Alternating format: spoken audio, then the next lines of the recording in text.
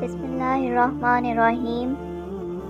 موسیٰ ابن عقبہ نے بیان کیا، کہا میں نے ابو نضر سے سنا، انہوں نے بصر بن سعید سے بیان کیا، ان سے زید بن ثابت رضی اللہ عنہ نے کہ نبی کریم صلی اللہ علیہ وآلہ وسلم نے مسجد نبوی میں چٹائی سے گھیر کر ایک حجرہ بنا لیا اور رمضان کی راتوں میں اس کے اندر نماز پڑھنے لگے۔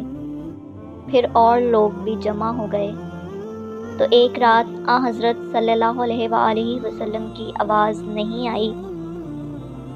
لوگوں نے سمجھا کہ حضرت صلی اللہ علیہ وآلہ وسلم سو گئے ہیں، اس لیے ان میں سے بعض کھنگارنے لگے تاکہ آپ صلی اللہ علیہ وآلہ وسلم باہر تشریف لائیں۔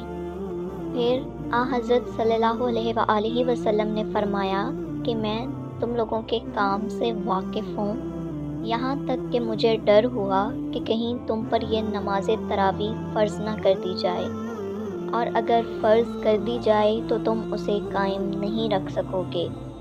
بس اے لوگو، اپنے گھروں میں یہ نماز پڑھو، کیونکہ فرض نماز کے سوا انسان کی سب سے افضل نماز اس کے گھر میں ہے۔